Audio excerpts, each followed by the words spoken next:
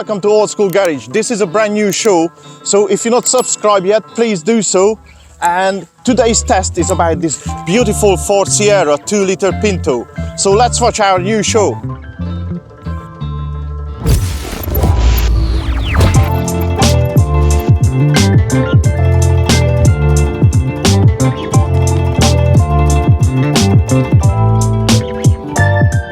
In 1982, Ford introduced the new Sierra, which was revolutionary at the time with this aerodynamic model, which was a bit of a stirring in the UK market because the tonus, and as known in the UK as a Cortina, is being replaced. And British people didn't really like the shape. So at the time, this car didn't really sell very well in the UK market, but in the German market sold really well because they like this futuristic design back in the time, but not in the UK market. So the first cars came out with the 1.3 engine and up to 2.9 V6 in Europe, and wasn't really a good seller. It's nearly made to a failure because when it's replaced the Cortina stayed on sale in the UK for another year, and Cortina sold more than a Sierra. After some time, Ford need to make some motorsport with the Sierra, which came with the Cosworth. The Cosworth was a really popular car back in the time, and that's when Ford really kicked off with this model. This actual model in here is a 2-liter GL 2-liter Pinto. So this was the base for many engines, including the Cosworth engine, the base of it. They put a double overhead cam cylinder head on it, put a turbo on it, and made over 200 horsepower. The 2-liter Pinto was with the 5-speed gearbox, 104 horsepower, which was more than adequate at the time and was a lot quicker than the Cortina and a better fuel economy altogether. So shall we jump into this car and have a test drive on it and see how is it stand up for today's traffic with this 40-year-old car?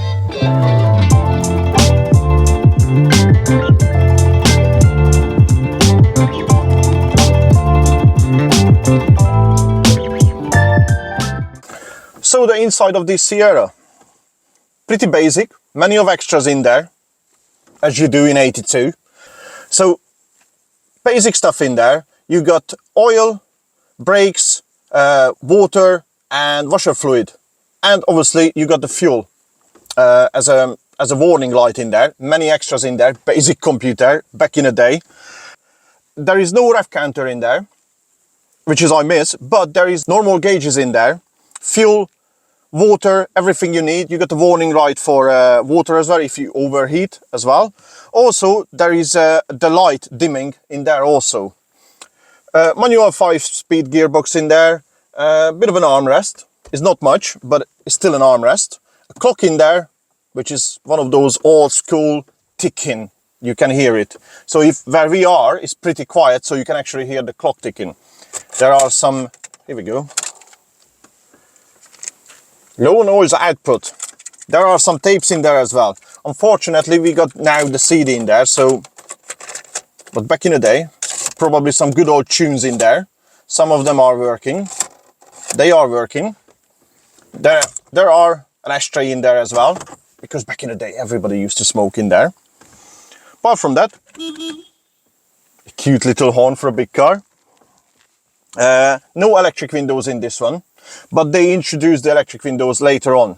So this is pretty basic. This is the GL model, 83. You can adjust the wing mirrors inside. There are heated rear screens. There are fog lights. So it's pretty basic, but everything is adequate in there, what you need it for, you know. So even a cigarette lighter in there, so you can use it for sat-navs and everything. So fantastic. One thing, because I drove this car many times now, when you had the windows down, you still got the crosswind coming from outside. So it's more aerodynamic in this car than other cars. So some older cars, if you notice, where it's more square, you can run the windows down, there is no crosswind in the car. In here you have, so if you can put a wind deflector in there, it's fantastic. Basically, fantastic car, super comfortable compared to modern cars as well. there are plenty of room for you. There is more, everything is in the right spot as well. So the gearbox, steering wheel, everything is there where you need to be. So it's not like, you know, some casual cars are driving an MGB, so where you're sitting like sideways. This is actually more driver focused. You know, every light is facing you. Like the BMWs, they had the same kind of thing. Everything is for the driver, not for the passenger, not for show. So I think we should go for a drive now.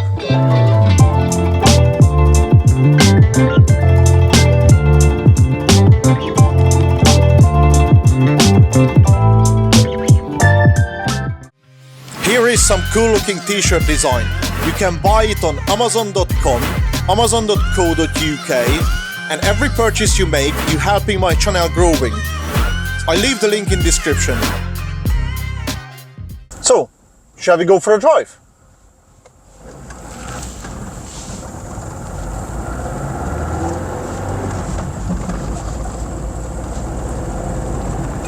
Let me tell you, this gearbox is still so smooth in this car. It's still fantastic. The 2-liter Pinto is just absolutely fine for the weight of this car. I mean, back of the day, this car used to be so big and so heavy compared to new cars now, SUVs and all this modern stuff. This is quite small, but back then that was the mud's nuts. You know, this was like the big car, big family car. You can fit more than 5 people in there. It's extremely comfortable, you know, so I'm driving many classic cars. I like the way you drive this car. Everything is spot on. Your leg room is fantastic. I'm 6 foot. The gearbox is absolutely perfect position. Everything is in that position. You can move around. Even a handbrake, just in case if you need to do a handbrake turn. Not you're supposed to do it, but you know, just in case you need to pull it, it's there. Because back in the day, everybody used to pull a handbrake, especially with the rear-wheel drive car. In a Cosworth, that was definitely a Yobo's car. Everybody loved it. One of them, the most stolen cars in the UK, the Sierra Cosworth. Before Ford introduced this new key, the Ford fob key, not the flat key, which is you can open with the screwdriver. You didn't need much to do so. But back to the car, drives perfect. One thing I feel, this has got still the factory wheels, you know, 13-inch, 165 tires on it, so it's pretty thin. And because it's tall and skinny, when you used to drive cars with wider wheels, it's a bit floaty, but it's easy to drive. You know, you can drive it with 2 fingers once you're on a move. No power steering in this version, this GL version. But when you're driving, you don't need it. And also, you don't need to go to the gym, because if you go to the gym, you need to go work it out and you spend money. Might as well go out and drive a classic car. Cornering is fine, you know, it's absolutely good.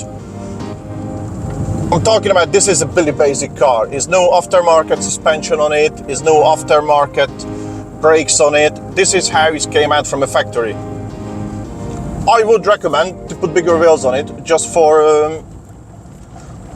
aesthetic looks as well.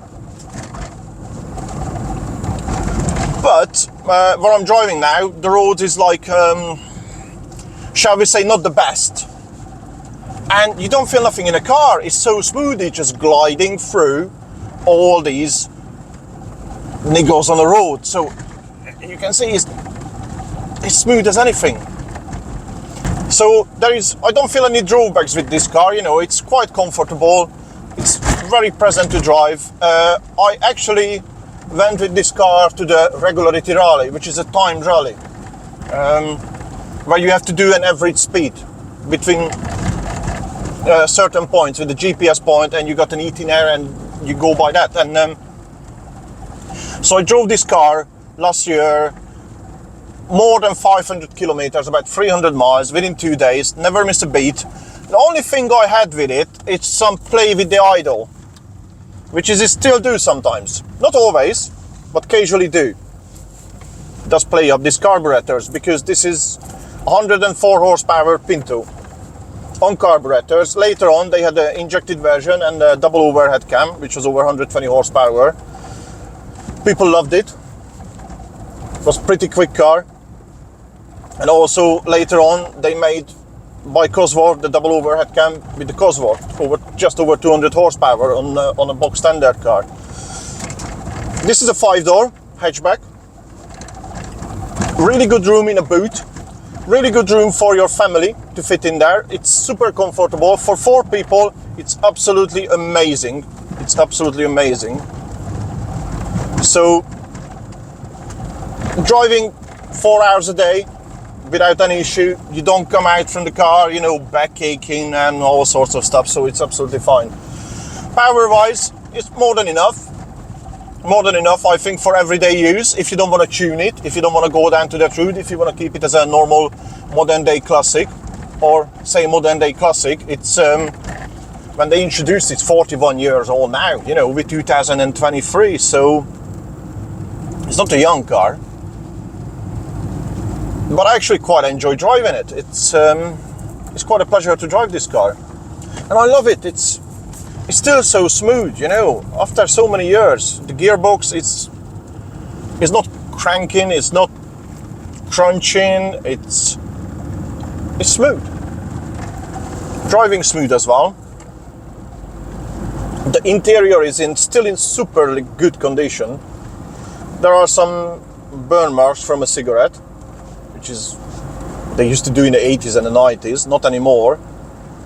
Everybody vaping now. Got the tow bar on it, so even so, if you hitch a caravan on the back, that's no problem. Plenty of power. It's enough to pull a small caravan to your caravan side, so you can make it as a classic car journey to your holiday camp as well, and just unhitch it and you can drive around with a cool looking car. They came out also with the estate version. They came out with the Sapphire, which is a 4-door version. This is a pre-facelift with the square headlights. They introduced the facelift as well, and the Mark II version, which was very popular. This is more rare. This is a rarer car. And people tune them, especially with the double overhead cam.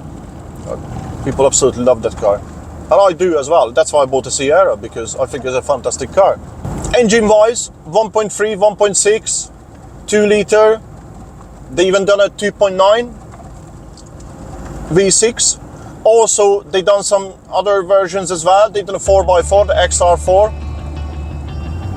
which was really good. For the foreign market, they done a V8 as well in South Africa. They called it an XR8. Also in America, they called it an XR4 Ti. That was like a 170 horsepower car, but a bit more heavy due to safety regulation.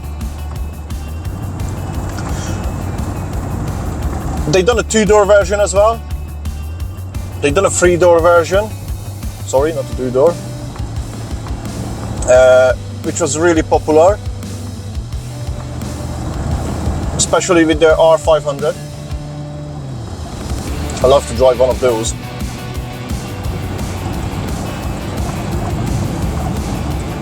But all in all, really good car to drive, really comfortable. It's a must-have classic. They are going up in price now. They are become rare because many tuners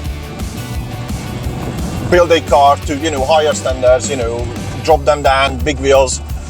If you can find like a basic version like this for an everyday use, it's absolutely fantastic. Insurance-wise, it's cheap because it's a classic car now.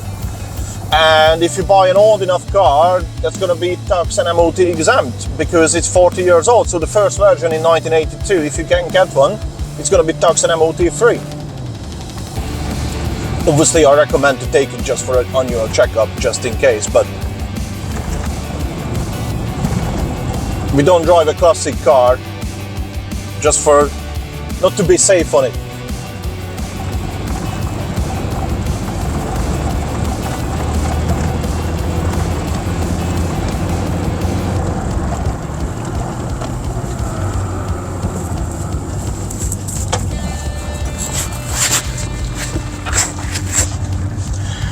turning circle is really good. Turning circle is surprisingly good.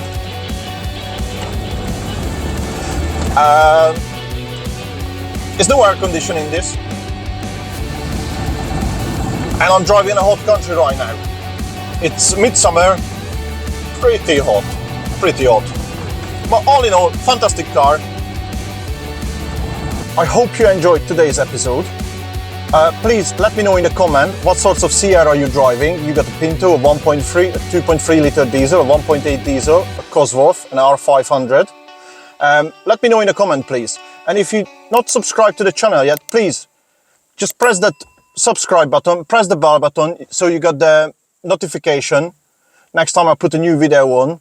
So I greatly appreciate you watched our episode, and please join me in the next time. Thank you. Goodbye.